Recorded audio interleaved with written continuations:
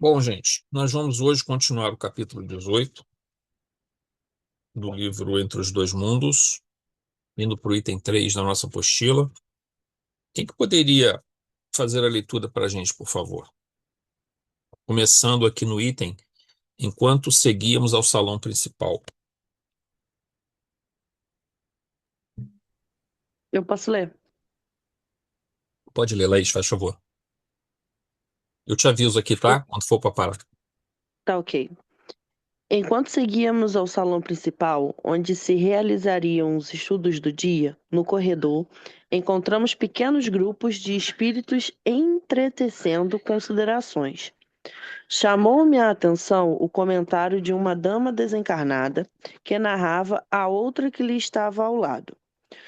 Hoje me é um dia muito gratificante, pois que consegui trazer meu filho, que está enveredando pelo abismo do alcoolismo por intermédio de um amigo, a quem se afeiçoou, inspirei-o conduzi-lo até aqui, a fim de que ouça a palestra que espero lhe penetre o coração, despertando-o para os deveres do lar e da família que vêm sendo descuidados. Um cavaleiro de meia idade, por sua vez, explicava a outro, que aguardara aquele momento com muita ansiedade. Portanto, pretendia confortar a esposa que ficara na viuvez e agora estava sendo perturbada por um conquistador vulgar que desejava apossar-se dos recursos que ele deixara para sua sobrevivência. Enfim, muitos desencarnados encontravam-se grande expectativa a respeito do tema do dia, de forma que pudessem solucionar os problemas prementes que os inquietavam. Um rapaz de boa aparência física e psíquica comentava com a esposa: Trata-se de uma verdadeira dádiva de Deus, essa reunião dominicial. A semana transcorre entre sufocos de toda ordem e não tenho tempo para melhor reflexionar em torno dos compromissos espirituais. Não poucas vezes, chegando ao lar, cansado e desgastado, não me sinto animado a vir às atividades doutrinárias. E quando isso ocorre, o estresse, a indisposição me invadem. Certamente, após as reuniões, sinto-me renovado. O grande problema está no desafio para vir até aqui. Fazendo uma breve pausa, concluiu. Em face dessa reunião matinal, conseguimos dois objetivos. Trazemos as crianças para a aprendizagem especializada e dispomos de paz de espírito para cuidarmos também da nossa evolução. E certo que não basta, mas de alguma forma facilita a solução da dificuldade. De pleno acordo, respondeu a senhora. Preparo-me para vir às palestras dominicais com alegria, certa de que receberei a orientação e as forças morais fluídicas para labutas diárias. Emocionados, estreitaram as mãos, sorriram e predispuseram-se a mensagem que verteia no alto na direção de todos. Concomitantemente, muitos encarnados se encontravam também acompanhados por assessores do seu comportamento, conforme as inclinações de cada um. Verifiquei que a multidão de desvestidos de matéria era bem maior do que a constituída pelos companheiros terrenos. O amigo Lins apresentou-nos uma veneranda entidade que se dedicara ao atendimento infantil naquela cidade, havendo criado uma obra de benemerência que lhe conservava o nome envolto em gratidão. A morte, disse-nos com modéstia, é a grande desveladora da verdade. Enquanto me encontrava na neblina carnal, anelava por serviço e procurei realizá-lo dentro dos limites que me caracterizaram. Empenhei-me quando pude e pensei haver feito o máximo ao meu alcance. Em aqui chegando, depois de vencer o estige, pude constatar quanto pouco havia realizado e quanto poderia ter feito se mais me houvera dedicado. constatei algo tardiamente, que enquanto o dia urge, sempre nos é possível produzir mais a seara de Jesus. Assim mesmo, como não há interrupção de planos, projetos e ações, através da desencarnação, transferimos-nos somente de lugar e de endereço, continuando conforme somos. Felizmente, dando-me conta das responsabilidades que me compete atender, venho procurando prosseguir trabalhando nessa valorosa equipe de lidadores do bem. Ok, Laís. Obrigado. Nada. Bom, então aqui o grupo, como nós vimos na semana passada, ele está visitando um centro espírita, tem reuniões de evangelização e de mocidade num domingo pela manhã, e logo, mas também existem outras atividades, né, para os adultos. Então, no caso, a próxima atividade vai ser uma palestra que vai ser realizada. E ali o processo se desenrola, então, um pouco antes da palestra. A gente vai ver também que, quando ela ocorrer, o palestrante vai ser intuído a inserir temáticas, tópicos, melhor dizendo, dentro da palestra, que tem a ver com as necessidades de encarnados que estão na reunião e do pedido que foi feito pelos entes queridos desencarnados, em benefício deles, né? Isso acontece muito nas palestras. Item 3.1 da nossa apostila. Vamos tomando conhecimento dos relatos de espíritos desencarnados que conseguiram trazer seus entes queridos que ficaram na Terra para serem auxiliados naquele centro. Sempre somos influenciados e protegidos por espíritos familiares, guias espirituais e irmãos que se aproximam por simpatia, para intuírem ou recebermos de terceiros os avisos que necessitamos. O consolo e a verdade espiritual que esclarece e pode modificar ou influenciar positivamente em momentos difíceis de nossa vida, ou nos alertar sobre caminhos ruins que estamos tomando. No caso do centro espírita, muitas vezes a boa vontade, o desejo de ajudar a outros, o recurso da oração, o estudo que ensina e disciplina, são recursos que nos trarão a simpatia de trabalhadores espirituais, que nos ajudarão em momentos de dificuldades. Então, aqui o ponto importante, né, que a gente vê ali, por exemplo, uma mãe que pede pelo filho, a mãe desencarnada, que pede pelo filho que está enveredando pela bebida, pelo álcool, e, além do problema grave que o afeta, começa a afetar também a família dele, porque ele começa a se descuidar dos seus deveres familiares, né?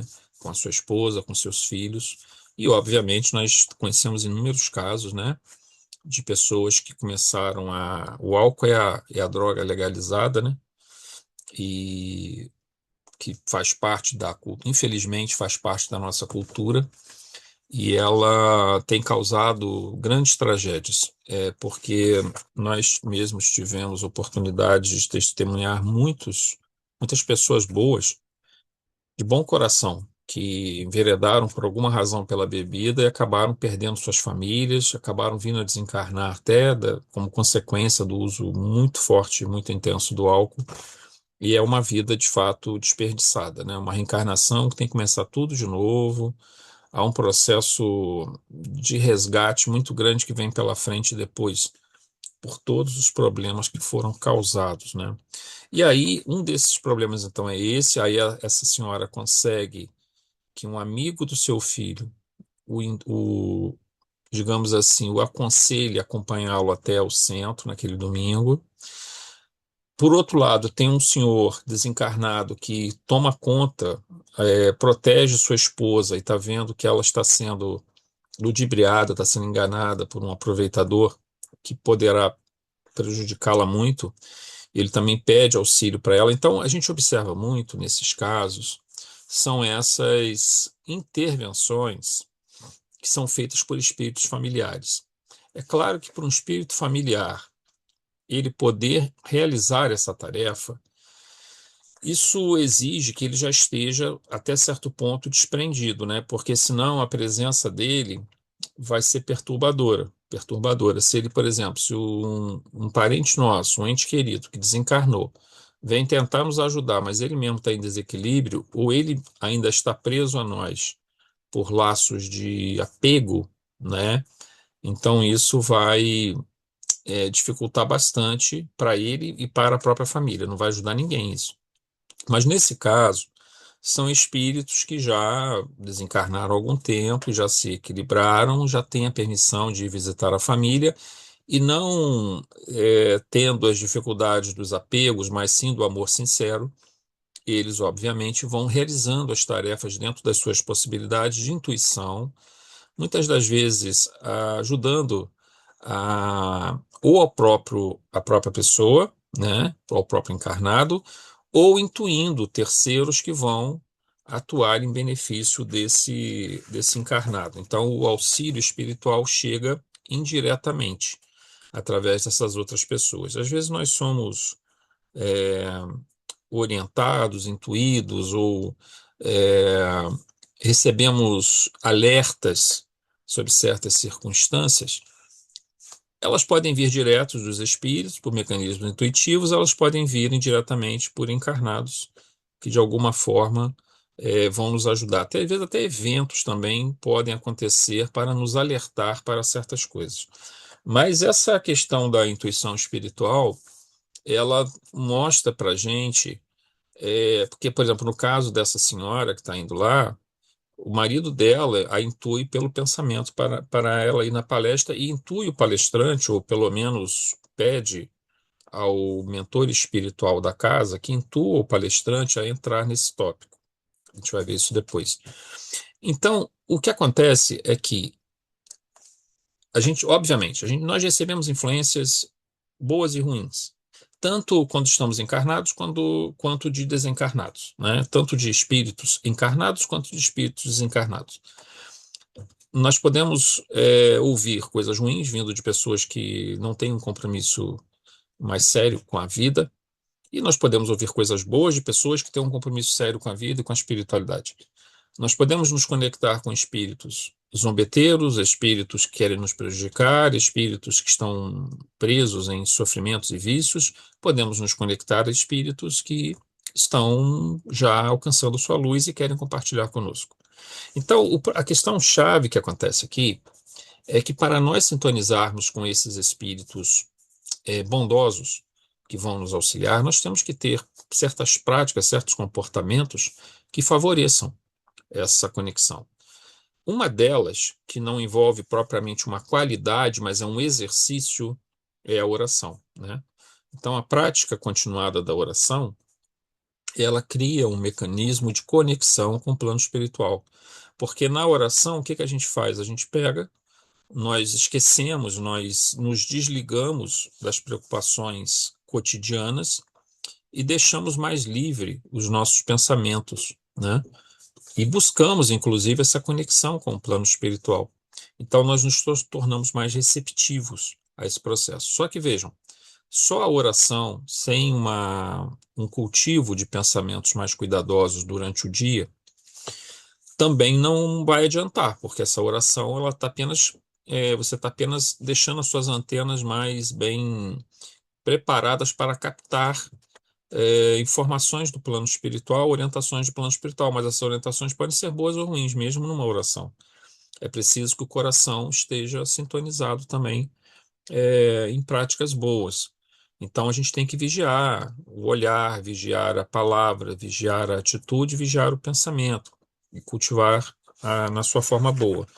Ora, se nós conseguirmos de alguma forma avançar gradualmente nesse aspecto, imagina só a gente poder realizar a nossa encarnação com todas as suas adversidades, as suas dificuldades, mas também com todo o seu grande aprendizado, tendo o auxílio, as intuições trazidas pelos nossos guias espirituais, por nossos mentores. Eles não podem violar o nosso livre-arbítrio. Eles não podem nos obrigar a fazer uma coisa que seja certa, mas que nós não queremos fazer. Mas eles podem nos orientar, podem nos ajudar, podem nos envolver com seu carinho. E isso nos ajuda muito na nossa jornada. Muitas vezes nós precisamos demais desse auxílio dos nossos queridos mentores, e para isso nós precisamos criar as condições adequadas para que esse auxílio ocorra. Muito bem. No 3.2, a gente continua aqui. Um casal conversava considerando os benefícios de ali estarem, e o esposo comenta algo de extrema importância e atualidade. Sobre os vários fatores que nos atrapalham a ir a uma casa espírita e assistir a uma palestra ou participar de um estudo, destacando a correria dos dias atuais, das muitas atribuições levando ao cansaço e ao desânimo, quando ele utiliza uma frase muito oportuna. Certamente, após as reuniões, sinto-me renovado. Então, vejam, ele reconhece que ir ao centro faz bem a ele. Ele reconhece que estar na casa espírita é uma coisa que renova as energias dele, renova os seus pensamentos, suas expectativas, sua fé. Porém, ele fala uma frase muito importante aqui. O problema está no desafio de vir até aqui, quer dizer, de ir até a casa espírita. Poucos comentários seriam mais assertivos do que esse em se tratando de dificuldades de frequência a uma instituição espírita. Se tivermos em mente o papel de templo, escola e hospital que um centro espírita representa, e se ainda tivermos clara a consciência da razão de estarmos aqui na Terra e dos imensos riscos que envolve uma vida vivida sem objetivos e reflexões do porquê de nossa existência, ficaremos mais atentos sobre essa importância. Vejam, até nós fizemos uma palestra, eu não me lembro se foi na nossa casa há pouco tempo, mas eu já fiz essa palestra em outros locais, onde nós falamos sobre o desenvolvimento do movimento espírita, numa parte da palestra, falado sobre esse desenvolvimento, e a gente comenta o seguinte: a doutrina espírita, quando ela vem para o Brasil, nós temos duas formas pelas quais o movimento se espalha, né? Digamos que essa semeadura se germina. A primeira é o centro espírita, é o núcleo do movimento espírita. O segundo é o livro, né? Então, o livro sempre teve no Brasil um papel muito destacado na divulgação do espiritismo. Muitas pessoas são espíritas sem ir a uma casa espírita. Elas apenas realizavam a leitura de livros. De uns 10 anos para cá, mais ou menos, 12 anos para cá, a internet começou a ganhar mais força, especialmente em material postado na internet, estudos, reuniões online, como aqui que a gente está realizando agora. E aí, então, nós passamos a ter um terceiro ponto de divulgação pela qual o movimento espírita alcança as pessoas, que é a internet. E aí, quando eu falo internet, pode ser baixar livros da internet, pode ser baixar tópicos que foram postados, pode ser participar de reuniões, assistir palestras. Então, há também um material muito bom disponível na internet. Você pode assistir muitas palestras excelentes, se você souber, obviamente, né? Já ir se orientando em relação a quais são os melhores canais que podem te dar aí, digamos, uma boa referência de palestra, de comentários, de estudos. Muito bem. Isso agrega ao movimento espírita, isso não diminui o movimento espírita. Mas o que acontece é que nós precisamos compreender que a casa espírita, ela é templo, ela é hospital, ela é escola. Ela cumpre um papel insubstituível dentro do movimento espírita, dentro da divulgação da doutrina. Não há como substituir a doutrina, digamos assim, a vivência espírita, pelo livro ou pela internet. Eles são, assim, elementos fortes na divulgação doutrinária, especialmente se a pessoa souber usar bem o seu tempo e, digamos, uma pessoa que só lesse, tá? Mas tivesse uma capacidade crítica muito boa. Então, ela saberia escolher bem esses livros e tivesse a base doutrinária dos livros da codificação, depois dos livros posteriores que vieram, Leon Denis, Gabriel Delany, Ernesto Bozano, você vai pegando todos esses livros, eles vão construindo a base, depois vão vindo outros livros posteriores, livros psicografados pela Ivone Pereira, do Chico, do Divaldo e tantos outros. Então você começa a ter uma base que você pode, de fato, ser um espírita sem ir a uma casa espírita. Você acredita, você pratica, você procura, né, praticar os preceitos que aqueles livros colocam.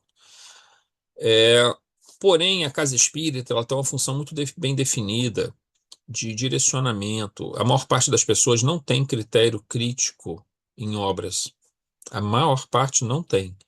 A gente observa as pessoas enveredarem por leituras absurdas, mesmo já conhecendo as obras principais. E essas leituras absurdas, muitas delas psicográficas, atrapalham, prejudicam, porque elas não têm caráter doutrinário. Se é verdade ou não o que está escrito ali, eu às vezes nem entro no mérito. Para mim, às vezes é mistificação mesmo, às vezes é animismo. Mistificação, quando eu uso o termo mistificação, eu estou me referindo à ação de espíritos que querem brincar com aquilo ou querem prejudicar a divulgação, ou então, às vezes, nem desejam prejudicar, mas eles querem apresentar conceitos espirituais que eles não conhecem, né? E o médium aceita aquilo passivamente, as pessoas mais ainda, e não fazem uma crítica daquele material. E esses livros se miscuem pelo movimento, eles são muito prejudiciais. Então, tendo contato com a casa espírita, você se previne desse processo, porque você está trocando informações, você está trocando ideias. Pegou uma obra, você pergunta, fulano, você já leu essa obra aqui? O que que você acha? Não sei o quê.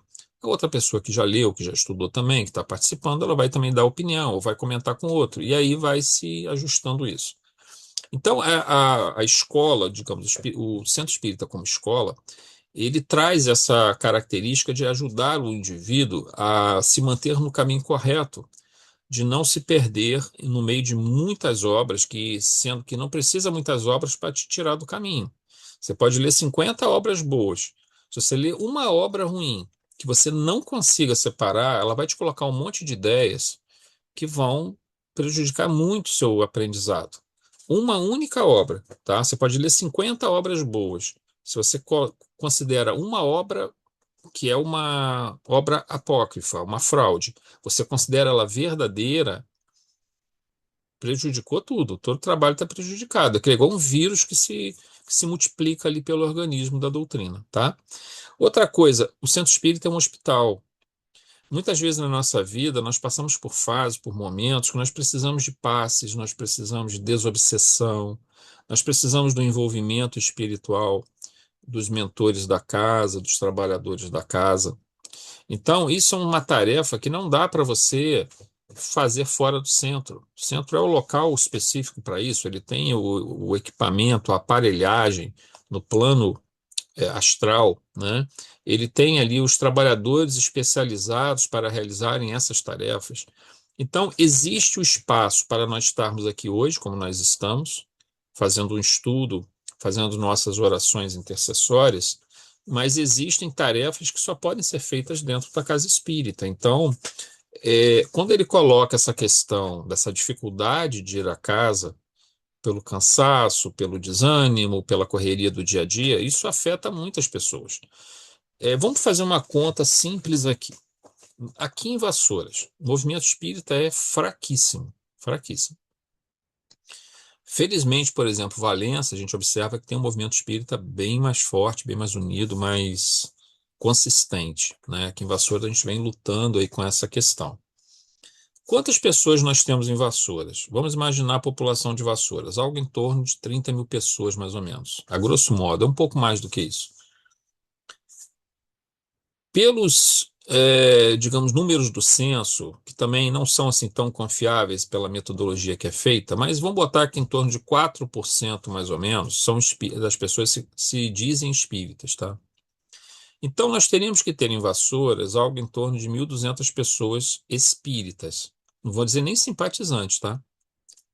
Porque tem pessoas que são simpatizantes. Elas são de uma outra religião, mas simpatizam com o espiritismo, ou não têm religião nenhuma, mas simpatizam, mas também não têm o hábito de leitura e tal, mas também acham interessante várias teses dentro do espiritismo. Ora, Se nós temos 1.200 pessoas que são, em média, seriam mais ou menos umas 1.200 pessoas em Vassouras espíritas, aonde elas estão? Porque na nossa casa nós recebemos por semana algo em torno, por exemplo, de 60, 70 pessoas no máximo, 50 pessoas. Aonde estão as outras 1.150? Porque o GEAC não tem tido reuniões presenciais. Bom, não sei se já voltou, mas também não é uma frequência muito grande. E não tem mais nenhuma outra casa espírita, não tem. Tem casas já um pouco misturadas, mas também não é uma frequência muito grande. Então, 90% das pessoas não vão ao centro, né? E isso é um pouco preocupante, porque não que a pessoa precise ter uma frequência absoluta ao centro, mas é importante que ela vá de vez em quando para tomar contato e ter esse mecanismo de identidade, de vivência, esse mecanismo de comunidade, de senso de pertencimento a um grupo que pensa de uma maneira parecida, com os mesmos objetivos, com os mesmos propósitos. Nós precisamos nos fortalecer dentro dessa. Veja, nós estamos lidando num mundo de provas e expiações, passando por uma fase de transição planetária. Os desafios são enormes, nós precisamos de ajuda, precisamos nos unir. Sozinhos somos mais fracos, juntos nós temos mais força, certo? Então, a casa espírita é o núcleo onde essa tarefa se desenvolve, se desencadeia. E a gente observa as pessoas se afastando dessa responsabilidade como se a casa já não fosse mais necessária. Isso, obviamente, é preocupante, porque os problemas do mundo continuam. E as pessoas estão ainda, aliás, estão ainda não, estão até muito mais em desequilíbrio. Os desafios são imensos. E uma casa espírita precisa de trabalhadores para fazer frente aos desafios que chegam, e chegam em grande quantidade. Desafios, especialmente na questão de pessoas que estão passando por processos obsessivos, por neuroses graves, por psicoses graves, por processos dissociativos, por mediunidade em desequilíbrio, e você precisa de trabalhadores para isso, né? Até para uma reunião em que você vai fazer o tratamento de entidades, você precisa ter uma quantidade mínima de trabalhadores na mesa para que se possa fazer o choque anímico. E às vezes nem isso a gente consegue, porque as pessoas estão afastadas disso. Então, esse rapaz aqui, quando comenta isso, é um alerta muito importante para a gente. Nós temos grande responsabilidade dentro da casa espírita, do centro espírita, dentro do movimento espírita. Estamos sendo convidados por Jesus a fazermos parte dessa seara. E não é que nós estejamos fazendo um favor a Jesus, nós estamos nos curando, nós estamos nos tratando, ao mesmo tempo em que ajudamos os outros, ao mesmo tempo em que trabalhamos juntos com a espiritualidade. Então tenhamos sempre isso muito forte dentro de nós. Pois é, Oi, oi, Valéria, pode falar? eu estava conversando com aquele palestrante que veio para o seminário, eu esqueci o nome dele. É E aí Carlos, né? ele, Carlos. é, aí ele estava falando que ele ficou pensando na situação de Vassouras, e ele falou assim, é um lugar que precisa muito desse trabalho espiritual, né? Cada nossa história, e, e não tem, né? Como você falou, o movimento é fraco. Ele falou assim, como isso você vê a influência desses espíritos mais atrasados, né? Além da nossa pouca vontade de participar dos trabalhos da casa, de frequentar o centro, existe também essa influência espiritual, né? Sim, Que impede que esse movimento vá para frente, porque aí você continua, eles continuam no seu atraso, né? Eles continuam ali fazendo o que eles naquela querem. zona de conforto, né? É, ele estava falando que de repente pode que ele vê muito disso nesse movimento espírita de Vassouras, Sim, né? com certeza. Ainda mais que ele é médium também, ele deve ter É, pressentido bem isso daí. A dificuldade aqui em Vassouras é muito grande, a gente observa essa dificuldade. de poder engrenar o movimento, de poder engrenar o trabalho, mas a gente vai persistindo e vai realizando o que pode ser feito.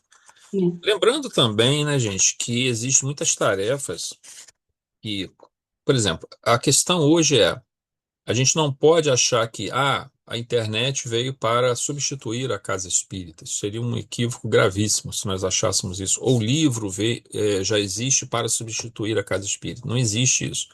São coisas complementares.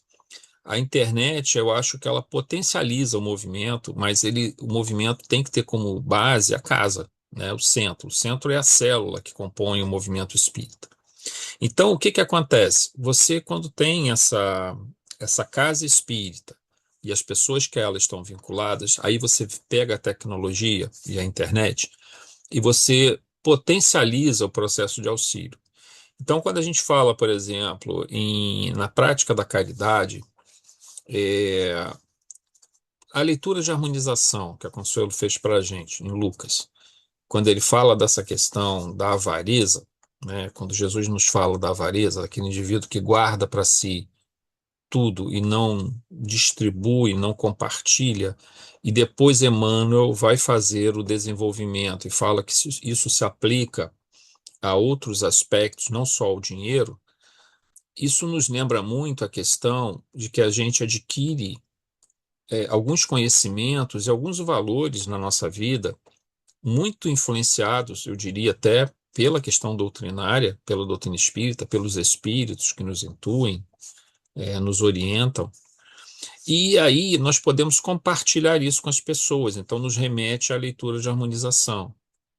Então, ter hoje um WhatsApp, um Instagram, o que for, mas se você pode conversar com várias pessoas e mandar mensagens, isso é um trabalho também dentro da doutrina, né? Você está vinculado a uma casa espírita, você tem esses contatos, e você começa então agora a abrir esse leque, expandir esse leque, levando a muitas pessoas que às vezes até estão impossibilitadas de ir à casa espírita, por questões de saúde e tudo mais, você compartilhar isso. E essa pessoa que tem o problema de saúde, ela pode também, recebendo essas informações, tendo acesso ao livro e tendo contato com as pessoas da casa, ela pode, por sua vez, também fazer esse trabalho de propagar e fazer uma caridade de que é estar se conectando a outras pessoas e ajudando-as com seus conselhos, com suas orientações. Então é muito bacana esse mecanismo que surge e ele pode ter uma capacidade de potencializar a doutrina e de espalhá-la de uma maneira maravilhosa, ajudando muitas pessoas que às vezes estão, como a gente falou, até impossibilitadas mesmo de ir à casa espírita, né? Ou estão numa família que não aceita, tem várias situações. Ou a pessoa tem as suas próprias dificuldades para ir até o centro espírita. Mas o que nós podemos fazer é tentar estar vinculado a uma casa e espalhar ao máximo que a gente puder as virtudes, os valores, a bênção que é a revelação espírita. 3.3. Temos o depoimento de nobre entidade que se dedicara enquanto encarnada ao atendimento infantil e realizar um grande trabalho, e que ao chegar ao plano espiritual se dera conta de que fizera muito menos do que poderia ter feito, acrescentando logo a seguir que, felizmente, logo que chegou ao plano espiritual, pôde se dedicar às tarefas de auxílio, dando suporte aos trabalhadores daquela instituição.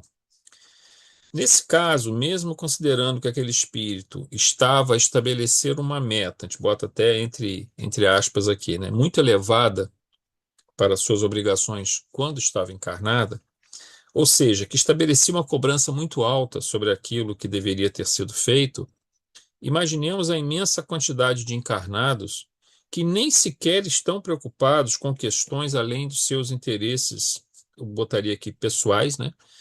E se descuidam totalmente das questões envolvendo o espírito. E sobre tantos que nada ou quase nada realizaram pelo bem do próximo, ou pior, que tendo conhecimento do que seja o caminho correto, optam pelo completo adiamento da tarefa. É algo para pensarmos com cuidado. Então aqui a gente tem essa senhora, né, que trabalhou quando ela estava encarnada, com auxílio à infância, né? E depois, quando ela desencarna, ela agora está trabalhando ajuda nesse centro espírita, realizando tarefas ainda de novo voltada para a infância, e ela coloca que ela, quando chega ao plano espiritual, ela entende que, ou ela tem essa percepção de que ela não fez o que ela poderia ter feito. Aí é que a gente fala, às vezes ela está colocando também uma régua muito alta, né? Tá se cobrando muito em relação a isso, ou então ela podia realmente ter feito mais coisas, mas a gente observa se um espírito que chegou nessa condição, como ela chegou, de trabalhar muito, depois chegar lá e ainda dizer assim, poxa, mas eu ainda poderia ter feito isso, poderia ter feito aquilo, poderia ter feito mais, poderia ter ajudado mais crianças. Se um espírito desse chega a essa condição e percebe que não fez o que deveria ter feito ainda, imagina aqueles que recebem dons e não os distribuem, os retêm, igual a parábola dos talentos, né? Que nós temos no Evangelho. Ou então, que tendo esse conhecimento, retém para si mesmo.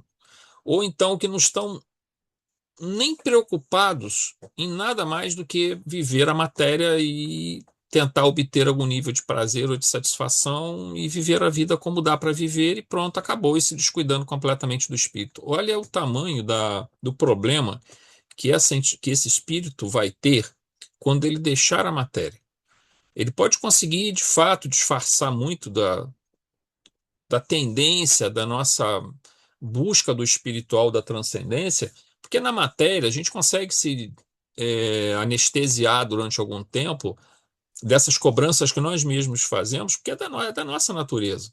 Nós somos filhos de Deus, trazemos a lei divina dentro de nós, então nós buscamos essa transcendência. Somos digamos assim, atraídos para essa transcendência. E é um caminho árduo a ser traçado. E às vezes nós aqui na matéria, nós podemos nos descuidar completamente dessa parte. E obviamente a decepção é muito grande quando se chega ao plano espiritual. Então nós temos que ser muito cuidadosos, aproveitar as oportunidades que nos são concedidas. Nós nunca vamos conseguir chegar a essa meta que nós de repente nos propomos. Raramente vamos conseguir fazer isso. Mas se nós já conseguirmos avançar em alguns pontos, já vai ser uma grande coisa que nós fizermos. Por exemplo, nós aprendermos a orar todos os dias, pedir pelos outros, orar pelos outros, né, pelas outras pessoas. Mas não é só orar, também nos preocuparmos com as outras pessoas, né? Isso ajuda a quebrar o nosso egoísmo, o nosso autocentrismo, né? A gente ser muito autocentrado e até desenvolver um narcisismo muito grande que surge desse processo, né, egóico. E a oração é uma coisa tão simples, a gente orar e pedir sinceramente do fundo dos nossos corações por aqueles que passam por dificuldades. É uma coisa tão simples, não toma tempo, não toma nada. É só o desejo de ajudar. Isso já é um trabalho, já é uma tarefa que a gente realiza, né? Nos conectarmos ao espiritual, fazermos leituras edificantes, né? E aí que a gente volta de novo à questão da casa espírita. A casa espírita, ela propõe tarefas em que a gente começa a trabalhar. Pode ser para aplicar o passe, pode ser para distribuir cestas básicas, pode ser para praticar o auxílio fraterno. Ora, todas essas coisas são tratamentos para nós mesmos, porque a melhor forma de nos autocurarmos é através da prática do amor ao próximo. Não tem outra maneira. Aliás, eu costumo botar sempre três aspectos fundamentais do processo de aprendizado aqui na Terra. Não são os únicos, mas são três aspectos fundamentais. É o estudo, né, o conhecimento, que precisa ser sempre ampliado, sempre ampliado. Nós temos que ter sede de conhecimento. A prática do amor ao próximo, né, ter essa prática caritativa, nos preocuparmos com as outras pessoas, desejarmos o bem para as outras pessoas. E a fé, essa conexão com o espiritual, que precisa ser sempre trabalhada, sempre desenvolvida, sempre trabalhada. Por exemplo, se a gente vai fazer uma oração na parte da manhã, eu costumo fazer a oração na manhã e de noite, e às vezes durante o dia, dependendo das circunstâncias, eu tenho que parar e fazer uma oração. Quando nós fazemos uma oração, por exemplo, principalmente na parte da manhã, para mim, que no meu caso, tá? É a mais importante, porque é aquela oração que te prepara para poder conduzir todo o teu dia. eu tenho que fazer sempre uma leitura antes dela. Por quê? É igual a gente faz aqui. Por que que a gente faz uma leitura de harmonização? É para todo mundo meio que igualar o nosso nível, deixar as nossas preocupações de lado. O ruído mental nosso se volta para fixar nas palavras da leitura de harmonização, no assunto que está sendo tratado por aquele mentor, nesse caso hoje o Emmanuel. E aí a gente já começa a formarmos assim um núcleo de pensamento comum, né? Que nos conecta com o plano espiritual. Aí depois vem a oração, e na oração nós já estamos mais ou menos entrando nessa sintonia. Eu tenho observado, por exemplo, e aí é óbvio, uma experiência pessoal, e cada um vai ter a sua experiência e vai ter o seu método. A gente tem que estar sempre procurando aprimorar as nossas formas de conexão com o plano espiritual. A gente não pode simplesmente entender a oração como um mero desenrolar de palavras, seja uma oração comum, né, como o Pai Nosso, uma Ave Maria. Não, não que haja problema em fazer o Pai Nosso, Ave Maria, de forma alguma. Se você fizer ela se concentrando em cada frase, em cada palavra, tranquilo. Mas é sempre bom também exercitar a oração espontânea, né? Mas quando você vai praticar essa oração, é muito importante que você procure encontrar formas que lhe permitam que essa conexão se estreite cada vez mais com o plano espiritual. E uma das maneiras que eu costumo ver, que é muito importante, me ajuda muito, é a leitura que eu faço antes da oração e as reflexões que eu faço em cima dessa leitura. Quando eu consigo fazer isso, não é todo dia que eu consigo fazer, eu não consigo desenvolver essas ideias, mas quando eu consigo fazer, ontem, por exemplo, foi um dia que eu consegui fazer isso. Eu consegui fazer a leitura, as reflexões em cima da leitura, e depois logo veio a oração. E veio numa intensidade impressionante, essa conexão com o plano espiritual. Imensa a conexão que foi feita. Não é todo dia que a gente consegue fazer isso, mas eu já sei que, para mim, pelo menos, isso funciona muito bem. Um processo de fazer a leitura, de uma leitura edificante, espírita, ou o Evangelho, né, de uma forma geral, pode ser a Bíblia, pode ser o Evangelho segundo o Espiritismo, mas qualquer leitura edificante de caráter espírita, e depois algumas reflexões importantes, lembrando-se de não dar brecha para nenhum pensamento das preocupações cotidianas, para que aquele momento é um momento sagrado, que você está dedicando a essa parte espiritual. E às vezes demora, tá, gente? Esse processo todo pode demorar 30, 40 minutos, às vezes. Cada um vai ver aquilo que dá para fazer, né? Eu, às vezes, acordo mais cedo para conseguir fazer isso. Na segunda-feira, houve uma coisa muito interessante. Eu não me lembro se foi na segunda ou na terça, eu acho que foi na segunda-feira. Na segunda-feira, eu fiz a mesma coisa. Consegui fazer essa leitura. Depois veio uma reflexão bastante aprofundada. Demorou uns 40 minutos, isso aí. E a oração. E eu senti na hora da oração uma mesma coisa que eu não sentia há muito tempo, que era a presença. Eu não sei dizer se eram vários, mas pelo menos uma ou duas entidades foram trazidas aqui nesse quarto aqui, nesse quarto de estudo que eu tenho, nesse escritóriozinho, onde ficam os livros, eu faço os trabalhos aqui, tudo, né? E eu senti a presença dessas entidades e eu tive que fazer oração em voz alta para elas, né? Elas vieram, obviamente, trazidas por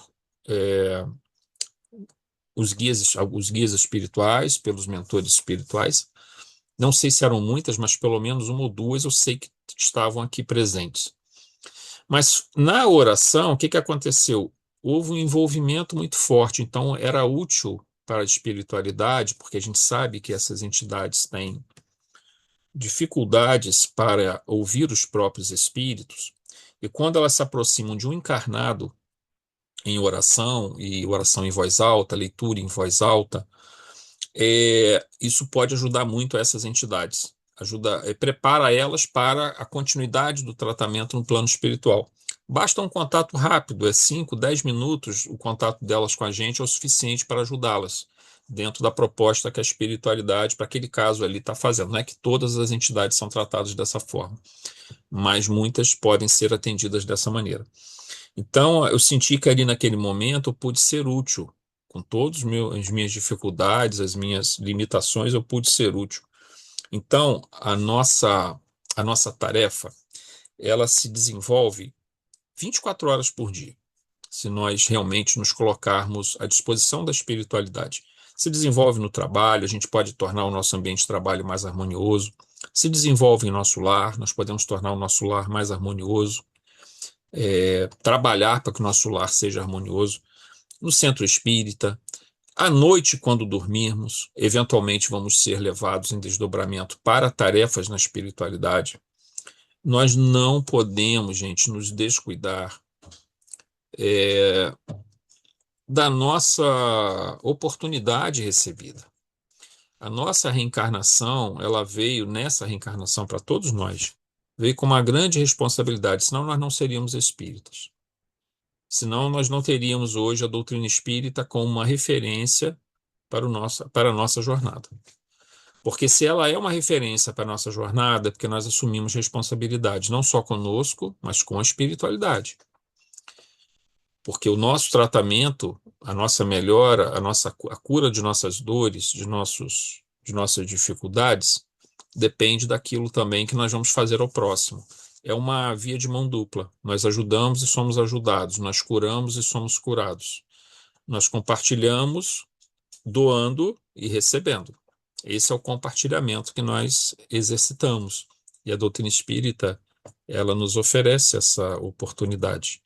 Então, assim, o que eu peço encarecidamente, vamos levar as nossas orações com muita seriedade, como sendo uma parte da nossa vida, porque ela traz para a matéria a presença do Espírito, né, dessa conexão com o espiritual. Nós não podemos perder essa conexão. Ela é algo muito forte, ela é algo muito necessário. Em um mundo que está, digamos, de certa forma, um pouco doente, em razão de uma série de questões que se colocam, essa sensibilidade, essa lucidez do espiritual, da espiritualidade, da religiosidade, ela traz uma saúde psíquica e espiritual para nós, né? Para nós podermos viver a nossa vida material e, ao mesmo tempo, estarmos trabalhando o nosso espírito e encontrando paz e felicidade. Ela não está, nós não estamos impedidos de termos a paz e a felicidade, né? Mas nós não podemos conduzir nossa vida como se nós fôssemos apenas observadores dentro da doutrina espírita. Não, nós temos responsabilidades, senão não estaríamos aqui, né? Bom, gente, nós vamos deixar esses temas só para reflexão e a gente já está um pouquinho adiantado o nosso horário. Na semana que vem a gente continua no item 4, mas eu já vou postar, possivelmente a gente vai conseguir avançar mais do que isso aí, e eu vou já postar até semana que vem mais uma apostila, talvez conseguindo finalizar o estudo, tá?